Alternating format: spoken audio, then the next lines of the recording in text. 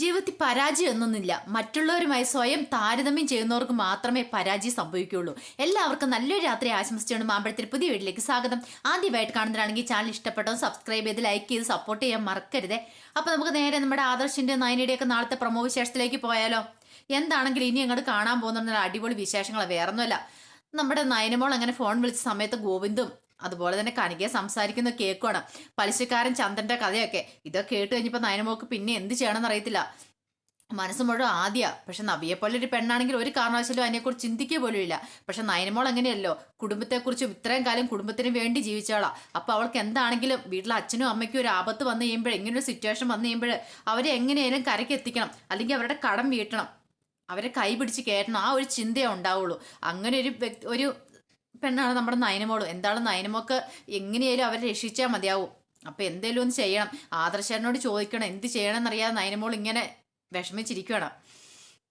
എന്താണെങ്കിലും ഇതിനൊക്കെ ശേഷം നമ്മുടെ അനി കുറച്ച് സാധനങ്ങളൊക്കെ മേടിച്ചുകൊണ്ട് ചെല്ലുന്നുണ്ട് നന്ദുവിന്റെ അടുത്തേക്ക്.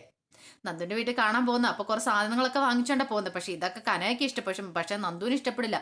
നന്ദുവിന് അതുപോലെ തന്നെ ഗോവിന്ദനും ഇഷ്ടപ്പെടില്ല. വേറൊന്നുമല്ല, കാരണം ഇങ്ങനെയുള്ള സഹായ സഹകരണങ്ങളൊന്നും നന്ദു പ്രതീക്ഷിക്കുന്നില്ല. കാരണം തങ്ങളുടെ അഭിമാനത്തെ ചോദ്യം ചെയ്യുന്ന പോലെ നന്ദുവിന് അത് തോന്നുന്നത്. എന്താണെങ്കിലും ഇത് കൊണ്ടുവന്നിരുന്ന് നന്ദു പറയണം ഇനി ഇങ്ങനെയൊന്നും വാങ്ങിച്ചുകൊണ്ട് വരില്ല.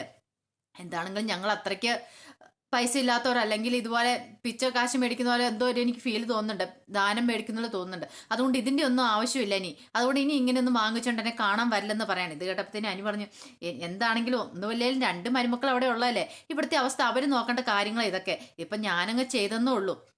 അതോർത്ത് നന്ദു എന്നോട് ഇത്ര ദേഷ്യപ്പെടേണ്ട ആവശ്യമൊന്നുമില്ല എന്നാണ്. അപ്പൊ നന്ദു വേണം അതൊന്നുമല്ല, എന്റെ നയനേച്ചി ഉണ്ടായിരുന്ന സമയത്ത് ആ വീട്ടിലത്തെ കാര്യങ്ങളെല്ലാം നോക്കിക്കൊണ്ടിരുന്നത്. ഇപ്പൊ നയനേച്ചി ഇല്ലാത്ത സമയത്ത് പൈസക്ക് കുറച്ച് ബുദ്ധിമുട്ടുണ്ട്, പിന്നെ പലിശ പൈസ കൊടുക്കണം.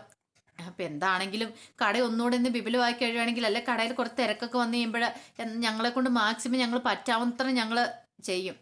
ഞങ്ങളുടെ കടങ്ങളൊക്കെ വീട്ടിയെടുക്കാൻ ഞങ്ങൾക്ക് അറിയുകയും ചെയ്യാം. പിന്നെ കുടുംബത്തിലെ കാര്യങ്ങൾ അതെങ്ങനെ എന്തെങ്കിലും ഇങ്ങനെയൊക്കെ ഓടി അങ്ങ് പൊക്കോളും. കടയിൽ ഇച്ചിരി ആൾക്കാർ കൂടുതൽ വരുവാണെങ്കിൽ അച്ഛൻ എന്തായാലും ലാഭമൊക്കെ വരുവൊക്കെ ചെയ്യും. അതുകൊണ്ട് അനി എന്താണല്ലോ ഇങ്ങനെ ഇതും കൊണ്ട് വന്നിനി ഞങ്ങളെ വിഷമിപ്പിക്കരുത്, ബുദ്ധിമുട്ടിക്കുകയും ചെയ്യരുതെന്ന് പറയുന്നുണ്ട്. ഇത് പോയി കഴിഞ്ഞപ്പോഴത്തേനും നമ്മുടെ കനയ്ക്ക് ഇച്ചിരി സംശയങ്ങളൊക്കെ ഉണ്ടാകുന്നുണ്ട്. കാരണം അനി ഇങ്ങനെ കൂടെ കൂടെ വരുന്നതും ഫോൺ ചെയ്യുന്നതും അത് മാത്രമല്ല ഇങ്ങനെ സാധനങ്ങളൊക്കെ മേടിച്ചുകൊണ്ടിരുമ്പം ഗോവിന്ദനോട് പറയുന്നുണ്ട്, അനി എന്തിനാ ഇങ്ങനെ കൂടെ കൂടെ വരുന്നത്, ഇവൻ എന്തെങ്കിലും ലക്ഷ്യമുണ്ട്, നമ്മുടെ നന്ദുമോളെ ഇഷ്ടമാണെന്നാ തോന്നുന്നതെന്നൊക്കെ പറയുന്നുണ്ട്. പക്ഷെ നമ്മൾ ഗോവിന്ദൻ അതൊക്കെ എതിർക്കുക ചെയ്യുന്നത്.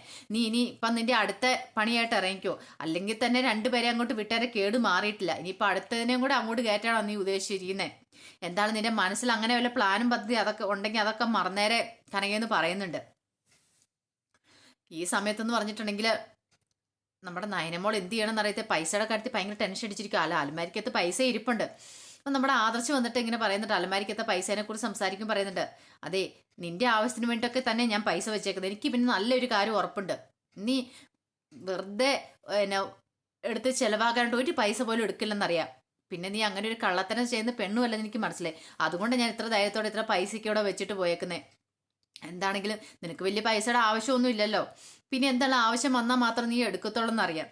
എന്താണെന്ന് നയനിക്കൊരു കാര്യം ഉറപ്പായി, ആദർശോണ്ട് തന്നെ അത്രയ്ക്ക് വിശ്വാസം എന്നുള്ള കാര്യം. പക്ഷെ എങ്ങനെ ആദർശോണ്ട് തന്റെ വീട്ടിലെ അവസ്ഥകൾ പറയും? ഇത് പറഞ്ഞിട്ടുണ്ടെങ്കിൽ ആദർശോണ്ട് എത്രമാത്രം ഉൾക്കൊള്ളുമെന്നും പറയാൻ പറ്റില്ല, എങ്ങനെ ഇതിനോട് പ്രതികരിക്കുമെന്നും പറയാൻ പറ്റില്ല.